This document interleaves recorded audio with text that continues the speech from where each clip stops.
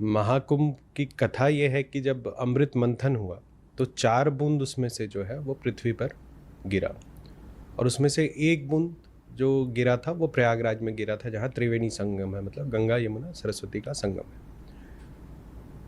तो ग्रंथ ये कहते हैं कि इन दिनों जो तय समय है कुंभ का, उस समय स्नान करने से अमृत तत्व की प्राप्ति होती है। और ख़ास करके अगर आप जो सही काल है जिसमें शाही स्नान होता है उसमें अगर आप स्नान करते हैं तो आपको अमृत तत्व का एक भाग मिलता है।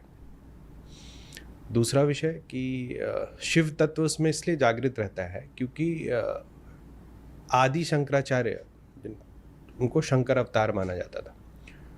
धर्म की रक्षा के लिए आदि शंकराचार्य ने 10 नामी अखाड़ा बनाया, 10 अखाड़े बनाए, और इन 10 अखाड़ों का काम था कि वो हिंदू धर्म की रक्षा करें, सनातन धर्म की रक्षा करें।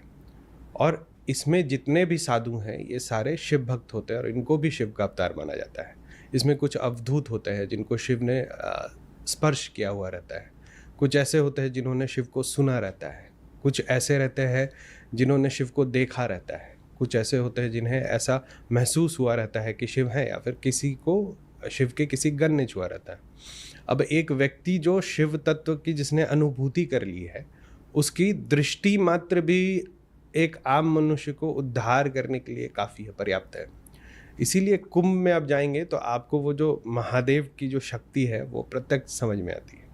तो जब हम कुंभ जाते हैं तो 2 चीज़ें करनी चाहिए। एक तो जो गंगा है वहाँ पर, ऐसा नहीं कि यमुना में जाके डुबकी हमने लगा दिया, जो गंगा माँ है वहाँ पर जाकर स्नान करना चाहिए। और जो साधु हैं, जो संत हैं, जो से तपस्या कर रहे हैं, उनको जाकर के चरण वंदन, चरण स्पर्श और दक्षिणा हम लोगों को देना चाहिए। तो शिव तत्व की भी प्राप्ति होती है और अमृत तत्व की भी प्राप्ति हमें हो जाती है। तो ये कॉन्टेक्स्ट है इसका। ओके, तो हम जो अगला जो सेक्शन है उसमें शिव जी की कहानी के बारे में बात करेंगे। जैसे मैं कह रही थी आपको कि महाभारत की कहानियाँ काफ़ी पॉपुलर है जो इंटरनेट पे है, लेकिन शिव जी की जो कहानी है, जैसे आप कह रहे थे कि शिव पुराण में ही है, लेकिन जो कॉन्टेक्स्ट है, जो कहानियाँ भी लोग पढ़ सकते हैं, वो काफ़ी फ्रैगमेंटेड है, पीसेस में है। तो अगर आपको इसे समराइज़ करना हो तो आप कैसे कहेंगे कि शिव की कहानी क्या है? शिव को पहले तो हम महादेव बुलाते हैं। महादेव मतलब देवादि देव महादेव, जो सब देवताओं के देवता है।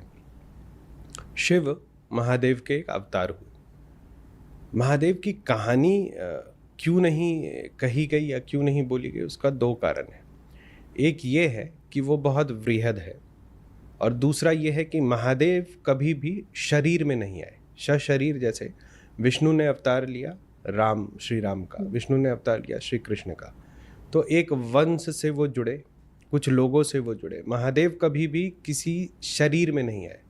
वो जब भी आए तो देवता के अवतार में आए। वो जब शिव के अवतार में आए तब भी वो देव रहे, वो जब रुद्र के अवतार में आए तब भी देव रहे, जब भैरव के अवतार में आए तब भी देव रहे।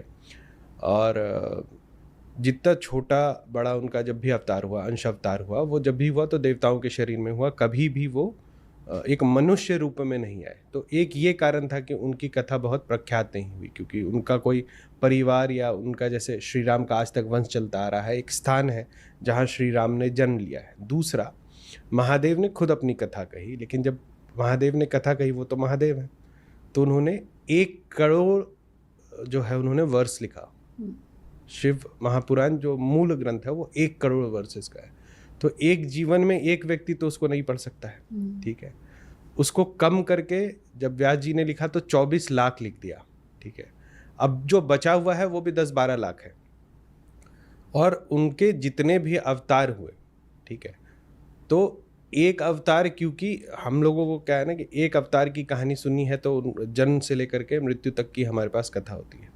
अब महादेव के अवतार कैसे हुए, तो शिव आए, उन्होंने धुनारमा लिया, ठीक है। भैरव आए, उन्होंने ब्रह्मा जी का सर काटा, और उसके बाद अपना उन्होंने साधना किया और जाकर के बनारस में स्थापित हो गए। वीरभद्र जी का 2 ही बार क्या कहते हैं अवतरण हुआ। एक बार जब उन्होंने सती के देहवास के बाद उनके पिता का सर काटा, और दूसरी बार तब जब वो अपने एक भक्त को बचाने के लिए उनको महादेव जी ने भेजा था। इसके अलावा कहीं भी ऐसी एलाबोरेटिव स्टोरी नहीं आती है महादेव की आप जिसको कि अनुसरण कर सके। अब 12 ज्योतिर्लिंग की आप कहानी सुनेंगे तो जो कोई मतलब उसमें मैक्सिमम कहानियाँ ये है कि कोई भक्त था, उसको कोई राक्षस परेशान कर रहा था, तो महादेव जी ने तुरंत अवतार लिया, तुरंत उसका संहार किया, तुरंत चले गए। ठीक है ना। तो हम लोगों को तो जो 9 रस होता है वो कथाओं में चाहिए, वो महादेव की कथा में मिलती नहीं है ना। इसीलिए बहुत कम लोग महादेव के बारे में जान पाते हैं। जो सबसे कॉमन नॉलेज है कि शिव जी जो सृष्टि या क्रिएशन और विनाश डिस्ट्रक्शन दोनों का ही सिंबल है, तो ये कैसे होता है और इसका कॉन्टेक्स्ट क्या है?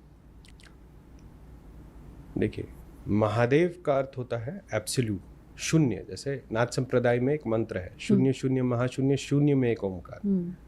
तो जब महादेव की बात आती है ना, तो शून्यता की बात आती है, मतलब वहाँ पर सब खत्म हो जाता है, या ऐसा कह सकते हैं कि वहीं से सब शुरू होता है। एक बार भगवती गौरा महादेव के पास गई, क्योंकि वो 108 जन्मों में महादेव से जो है कथाएं सुनती थी कि बताइए कि ये कैसे हुआ, वो कैसे हुआ, तंत्र शास्त्र पूरा डिस्कशन हुआ महादेव और गौरा के बीच में। तो उनको पूछा कि आप ये मुंडमाल क्यों पहनते हैं? तो महादेव ने उनको बताया कि जितनी बार भी सृष्टि की रचना होती है और जब सृष्टि समाप्त होता है और इसका जब कई कल्प चलता है, तो हर बार एक नए नारायण आते हैं, एक नए विष्णु आते हैं, और हर बार एक नए ब्रह्मा आते हैं। ठीक है। तो जितने बार ब्रह्मा और विष्णु की मृत्यु हो जाती है, तो उनके कपाल को मैं धारण करता हूँ। ठीक है। तो इससे आप समझिए कि महादेव का जो है, जो महादेव जो एक शक्ति है, जो देव है, वो किस जगह हमारे पूरे सनातन धर्म में खड़े होते हैं। महादेव मूलभूत रूप से हमेशा ध्यानमग्न रहते थे, और उनके ध्यानमग्न रहने से ये हुआ कि कभी भी सृष्टि की रचना हुई नहीं। तो महामाया की उत्पत्ति हुई उसी महाशून्य से, महादेव से ही महामाया की उत्पत्ति हुई। और जैसे ही भगवती ने महादेव को स्पर्श किया तो एक बहुत बड़ा नाद हुआ, जिसको ओमकार नाद बोलते हैं, और फिर ये सृष्टि जो है इसकी रचना हुई। तो जब महादेव को भगवती ने स्पर्श किया तो सबसे पहले ओमकार नाद हुआ, जिसको हम लोग बिग बैंग थ्योरी बोलते हैं। फिर उस ओमकार नाद जब वो समाप्त होने लगा तो एक ह बीच हलंकार, ह का एक बहुत जोर का उच्चारण हुआ, और उससे फिर और बीज अक्षरों का उत्पन्न हुआ। इसीलिए आप देखिएगा कि हमारे सनातन धर्म में बीज अक्षर जो हम लोग मंत्र बोलते हैं, जैसे ओम नमः शिवाय, तो ओम बोल रहे हैं तो ओम बीज है, रिंग नमः शिवाय तो रिंग बीज है। इसका बड़ा महत्व है, क्योंकि ये जो सृष्टि का जो संरचना हुआ वो महादेव ने स्वर से किया। इसीलिए हम लोग ईश्वर बोलते हैं कि यही स्वर जो है यही ईश्वर है। तो उससे फिर ब्रह्मा विष्णु महेश की उत्पत्ति हुई, ब्रह्मा विष्णु महेश से फिर गायत्री सावित्री की उत्पत्ति हुई, और इस तरीके से देवताओं की उत्पत्ति हुई, फिर दानवों की उत्पत्ति हुई, मनुष्य की उत्पत्ति हुई, जानवरों की उत्पत्ति हुई। तो उससे ही उनके और महामाया के सिर्फ स्पर्श मात्र से ये पूरा सृष्टि का जो शुरू हुआ, ये सृष्टि वहीं से हुआ। अब समझिए कि अंत कैसे महादेव है। ऐसे तो अब मोक्ष के नाम पे बहुत डराया जाता है कि ये करोगे ये खाओगे मोक्ष नहीं मिलेगा, लेकिन सत्य ये है कि जो भी आत्मा जो नारायण रूप में इस पृथ्वी में जो हमारे अंदर विराजती है, वो कितने भी जन्म ले ले, वो हर तरह के कर्म कर ले, अंतोगत्वा हर आत्मा को मोक्ष मिलता है।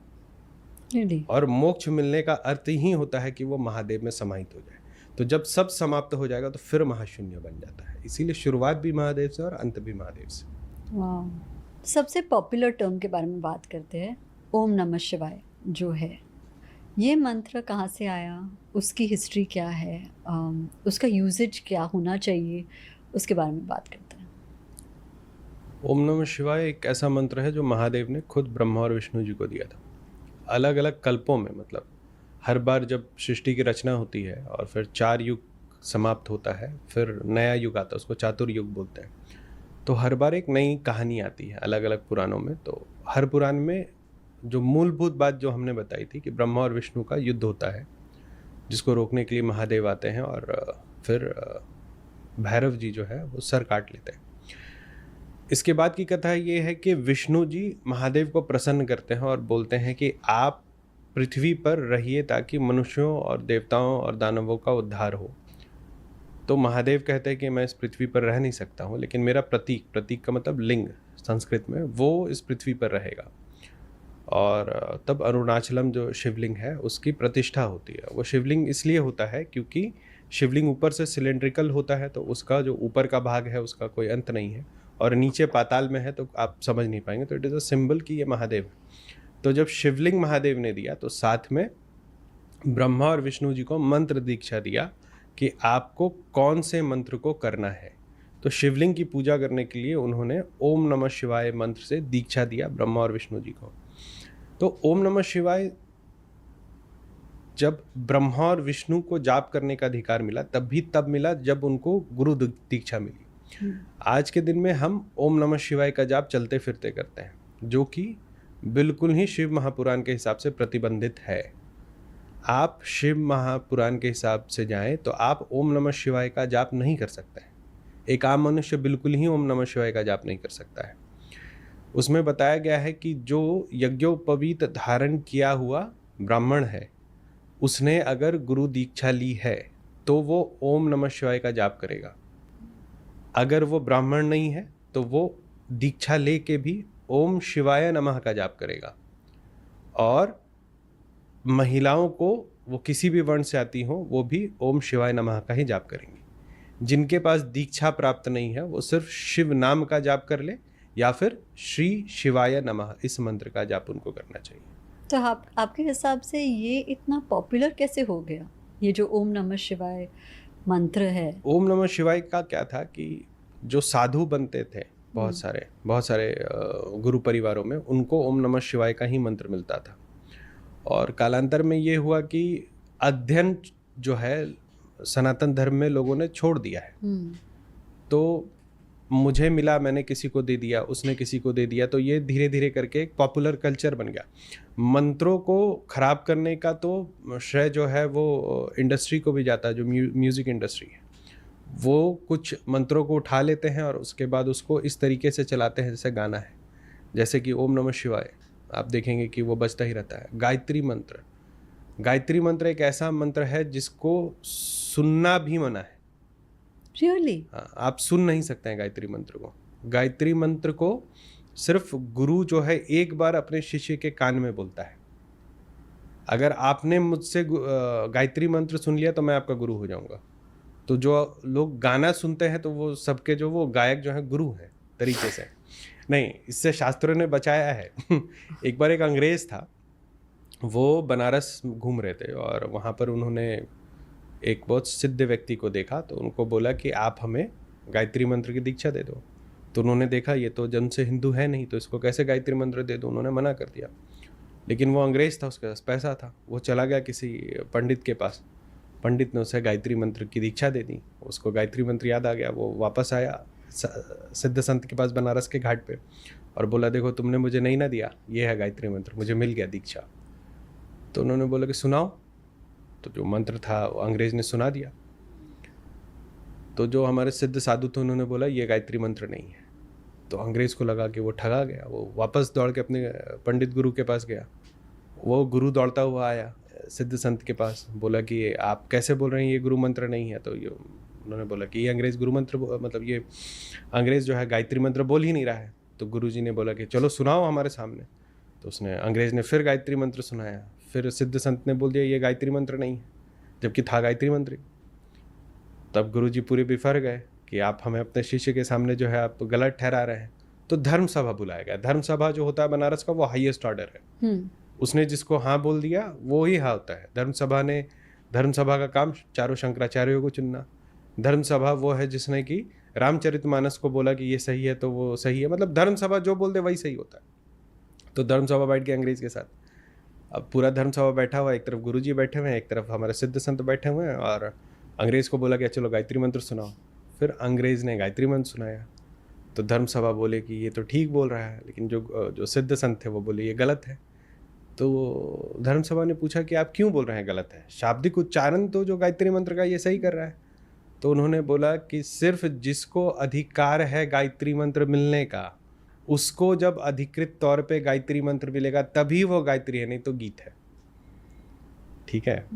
तो आपको मंत्रों का ना अधिकार मिलना चाहिए। तो ओम नमः शिवाय एक ऐसा मंत्र है जो बहुत विस्फोटक है, तो उसका अधिकार लेकर के इसका मतलब जाप करना चाहिए आपको। मतलब अब क्या है कि हर चीज़ को लोग ना धर्म को अति भक्ति वाली बात हो गई है। अभी जैसे गायत्री मंत्र पे, ओम नमः शिवाय पे ये लोग बोलते हैं हम क्यों नहीं पढ़ सकते हैं, वो घमंड वाली बात है। कह रहे आपका यज्ञोपवीत हुआ है, आप पढ़ सकते हैं, हम नहीं पढ़ सकते हैं। तो उनको लगता है कि उनको डिप्राइव कर दिया गया है रिलीजन में, ठीक है। जैसे महिलाओं को गायत्री मंत्र नहीं पढ़ना है, तो महिलाएं आज के दिन में ज़्यादा हम लोगों को मैसेज करती हैं हम क्यों नहीं पढ़ सकते गायत्री मंत्र। आप गायत्री मंत्र इसलिए नहीं पढ़ सकती हैं क्योंकि आपको आवश्यकता नहीं है, ठीक है। गायत्री मंत्र जो पुरुष है वो पढ़ते हैं, जो महिलाएं हैं वो देवी भागवतम पढ़ने का उनको आवश्यकता नहीं है, उनको गायत्री मंत्र पढ़ने का आवश्यकता नहीं है। ये इसलिए नहीं है क्योंकि वो खुद भगवती है। तो महिलाओं को पहले ही जिसने भगवती का दर्जा दे रखा है धर्म में, वो आप खुद की पूजा कैसे कर सकती हैं। तो उनको लगता है अरे हमें डिप्राइव कर दिया गया। अब इसमें वर्ण व्यवस्था आती है, तो ब्राह्मणों को ऐसा दे दिया, ये मंत्र का अधिकार दे दिया, ओम नमः शिवाय का अधिकार दे दिया। उनको अधिकार इस मंत्र को जापने का नहीं मिला है, उनको एक व्यवस्था संभालने का अधिकार मिला है। अब जैसे गायत्री मंत्र है, ठीक है, तो ब्राह्मण भोजन जो होता है, जो व्यक्ति 3 लाख गायत्री का जाप करता है, जो ब्राह्मण, वो ब्राह्मण भोजन करने के लिए अधिकृत है। अभी तो क्या है कि कोई भी ब्राह्मण बन जाता है, लेकिन सारे ब्राह्मणों का अधिकार नहीं है ब्राह्मण भोजन करने का। जिन्होंने 12 लाख गायत्री मंत्र का जाप किया है सिर्फ वही पूजा करा सकते हैं। अभी तो कोई भी मतलब टीक बना करके पूजा कर लेता है, और पूर्ण ब्राह्मण उसी को मानते हैं जो 1 करोड़ गायत्री का जाप करता है। आप समझो 1 करोड़ गायत्री मंत्र जपने में कितना समय लगेगा, तो आपके हमारे पास है क्या उतना समय? नहीं है, ठीक है ना। उसी तरीके से ओम नमः शिवाय का अगर महादेव ने बोला कि बिना अधिकार के, बिना गुरु का इसका जाप नहीं करना है, तो महादेव हमसे ज़्यादा तो ज़रूर, बहुत ज़्यादा, अनंत कोटि ज़्यादा जानते हैं। तो उन्होंने बिल्कुल प्रतिबंधित कर रखा है इस मंत्र को। तो इस मंत्र को ना जापते हुए श्री शिवाय नमः का जाप हम लोगों को करना चाहिए।